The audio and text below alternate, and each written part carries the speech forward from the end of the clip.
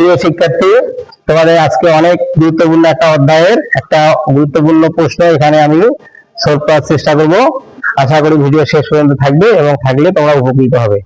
তো দেখা যাক কি আছে তোমাদের নবম দশম শ্রেণীর অধ্যায় 17 পরিসংখ্যান, অনেক গুরুত্বপূর্ণ একটা অধ্যায়। এই অধ্যায়েরই আজকে একেবারে প্রাথমিক লেভেলে একটা অঙ্ক আমরা এখানে করব।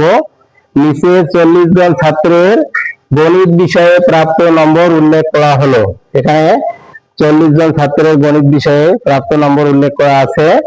তা এখান থেকে ক নম্বর প্রশ্ন আছে, উপাত্তগুলোর পরিসর নির্ণয় করো। খ নম্বর, উপযুক্ত শ্রেণীব্যক্তি নিয়ে একটি সারণী তৈরি করো। গ নম্বর আছে, সারণী থেকে সংক্ষিপ্ত পদ্ধতিতে গড় নির্ণয় করো। তো দেখা যাক আমরা আস্তে আস্তে করি। এখানে ক নম্বরটা যদি আমরা করি, উপাত্তগুলোর পরিসর নির্ণয়। পরিসর নির্ণয়ের একটা সূত্র আছে, পরিসর সমান সর্বোচ্চ সংখ্যা বিয়োগ সর্বনিম্ন সংখ্যা যোগ 1। এখানে সর্বোচ্চ সংখ্যা কত আছে? এখানে সর্বোচ্চ সংখ্যা কত বা সর্বোচ্চ নম্বর, সর্বোচ্চ সংখ্যা আছে 70 এবং সর্বনিম্ন সংখ্যা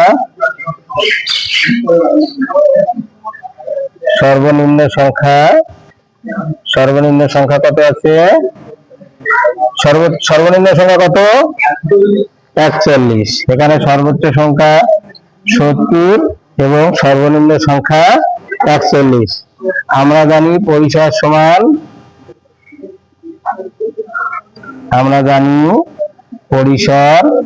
সমান কি জানি? সর্বোচ্চ সংখ্যা মাইনাস সর্বনিম্ন সংখ্যা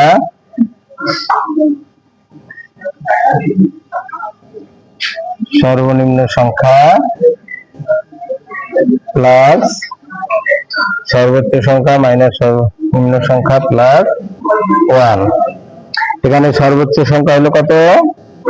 70 মাইনাস সর্বনিম্ন সংখ্যা 41 প্লাস 1। এখানে বিয়োগ করলে কত হয়? একদম বলো, একটু বিয়োগটা বলো। 1 আছে 10 মিনিটে 9, 4 আছে 4 এর আগে 5, 5 এর 7 মিনিটে 2, 29 প্লাস 1 ইকুয়াল টু কত হয়? 30। এটা হলো পরিসর। পরিসর সমান সর্বোচ্চ সংখ্যা বিয়োগ সর্বনিম্ন সংখ্যা যোগ 1। সর্বোচ্চ সংখ্যা আছে 70 মাইনাস সর্বনিম্ন সংখ্যা হলো 41 প্লাস 1। 70 থেকে 41 বিয়োগ করলে 29 প্লাস 1 সমান হলো 30। এটা হলো কি? পরিসর। এখন আমরা ক নম্বর প্রশ্নের উত্তর পেয়ে গেলাম। সংখ্যাগুলোর এখানে যা তথ্য দেওয়া আছে, এটার পরিসর হলো 30 বা 30। এখন আমরা খ নম্বর করব, উপযুক্ত শ্রেণীব্যক্তি নিয়ে একটা সারণী তৈরি করব। এখন প্রশ্নে যদি বলা থাকে উপযুক্ত শ্রেণীব্যক্তি, তাহলে তোমাদেরকে দেখতে হবে পরিসরটা কত। পরিসরটা আমাদের এখানে কত ছিল? খ নম্বরের সমাধান এখন আমরা করি। ক হতে পাই পরিসর সমান কত ছিল? ক হতে পাই পরিসর সমান, পরিসর কত ছিল? পরিসর ছিল 30। এখানে উপযুক্ত শ্রেণীব্যক্তি যদি নিতে বলে, কোনো লিমিট দেওয়া থাকে না যে কত নিব, কোনো লিমিট দেওয়া থাকে না, বলা থাকে না যে সর্বোচ্চ পরিসর এখানে 10 শ্রেণীব্যক্তি 10 ধরতে হবে বা 5 ধরতে হবে, এরকম যদি বলা না থাকে তাহলে সেক্ষেত্রে পরিসরটা দেখতে হবে। পরিসর আছে কত? 30। তাহলে যদি 40 এসে, এটা কোনো নির্দিষ্ট বই পুস্তকের নিয়ম না, এটা আমারই নিজস্ব কথা, যে পরিসর যদি 40-এর বেশি থাকে তাহলে শ্রেণীব্যক্তি 10 ধরতে হবে। আর পরিসর যদি 40-এর কম থাকে তাহলে ধরতে হবে কত? 5 ধরতে হবে। পরিসর 40-এর বেশি থাকলে 10 ধরতে হবে, আর 40-এর কম থাকলে 5 ধরতে হবে। তো আমাদের এখানে যেহেতু পরিসর 30 অর্থাৎ 40-এর নিচে, তাহলে আমরা উপযুক্ত শ্রেণীব্যক্তির কথা বলছি, এজন্য আমরা নিজে থেকেই শ্রেণীব্যক্তি 5 ধরবো। অতএব শ্রেণী ব্যক্তি 5 ধরে শ্রেণী সংখ্যা, শ্রেণী ব্যক্তি 5 ধরে শ্রেণী সংখ্যা কত? শ্রেণী ব্যক্তি 5 ধরে শ্রেণী সংখ্যা পরিসর ভাগ হলো 5, তাহলে 5 6 30। এখানে হলো শ্রেণী ব্যক্তি 5 ধরে শ্রেণী সংখ্যা হবে এবং ডিস্টার্ব করতে হবে। শ্রেণী ব্যক্তি 5 ধরে শ্রেণী সংখ্যা 30 ভাগ 5 সমান কত হয়? 6। এখানে আমাদের 6টা আর একটা ঘরে লিখতে হবে, মোট 7টা ঘর করতে হবে। আর যদি এখানে অখণ্ড সংখ্যা দশমিক আসতো, তাহলে আমরা কি করতাম? দশমিক যেটা থাকে, মনে করো 6.3 হয়েছে, তাহলে আমরা এখানে 7 ধরবো, অর্থাৎ এই 6 এর যে পরে পূর্ণ সংখ্যাটা আছে সেটা আমাদেরকে এখানে ধরতে হবে। 6.3 আমাদের দশমিক আসে নাই, পূর্ণ সংখ্যায় আসছে, এই জন্য 6টা আর একটা ঘরে লিখতে হবে, মোট 7টা ঘর আমাদেরকে এখানে করতে হবে। তো 7টা ঘরে আমরা একটা সারণী তৈরি করি।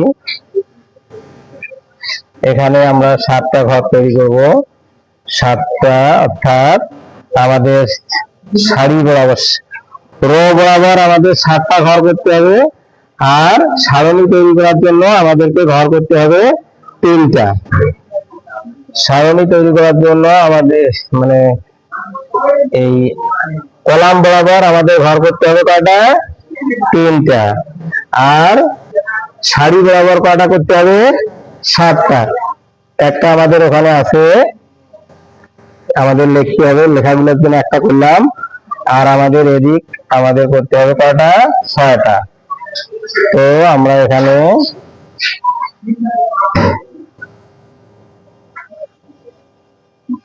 কয়টা করলাম? এই যে আমাদের এখানে ঘর এখন কয়টা হলো? 1 2 3 4 5 6 7টা। একটাতে আমরা লিখবো, প্রথমেরটাতে আমরা লিখবো শ্রেণী ব্যক্তি, আর তারপরটাতে আমাদের কি লিখতে হবে? তালি লিখতে হবে।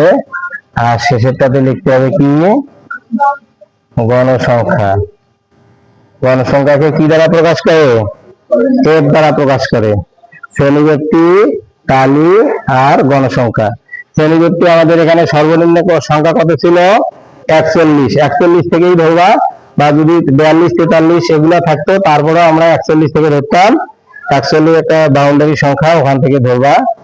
41 থেকে 45 5 শ্রেণী ব্যক্তি, তারপরটা হবে 46 থেকে 50, তারপর 51 থেকে 55, তারপর 56 থেকে 60, তারপর 61 থেকে 65, তারপর 66 থেকে 70। আমাদের একেবারে লাস্ট যে বড় সংখ্যাটা আছে সেখানে গিয়ে ঠিকছে, সেখানে গিয়ে না ঠেকলেও আমরা না ঠেকলেও বা 2-1 ঘর আগে থাকলেও অসুবিধা নাই। 66 থেকে 70 আমাদের সর্বনিম্ন সর্বোচ্চ সংখ্যাতে গিয়ে ঠিকছে। এখন এখানে সবচেয়ে মজার বিষয়টা হলো, তালিটা আমরা এই জায়গায় আঙ্গুল বসাবো 42 কোন ঘরে পড়ে? এই ঘরে একটা দাগ দিব। তারপর 47 যে ঘরে পড়ে ওখানে আমরা একটা দাগ দিব। তারপর 50 এখানে আর একটা দাগ দিব। 57 কত ঘরে পড়ে? 60 ঘরে পড়ে, এখানে আর একটা দাগ দিচ্ছি। 58 এখানে আর একটা দাগ দিবা। তারপর 60 এখানে আরো একটা। তারপর 63 61 থেকে 65 ঘরে আছে। 64 ওটাও 61 থেকে 65 ঘরে। 68 66 থেকে 70 ঘরে। তারপর 70 কোথায় আছে? শেষের, অর্থাৎ 66 থেকে 70 ঘরে। তারপর 41 কোথায় আছে? 41 থেকে 45 ঘরে। 45 কোন ঘরে হবে? 41 থেকে 45 ঘরে। তারপর 48 হলো 46 থেকে 50 ঘরে। 50 ও 46 থেকে 50 ঘরে। 56 আমাদের হলো 56 থেকে 60 ঘরে। তারপর 60, 60 আমাদের কোন ঘরে?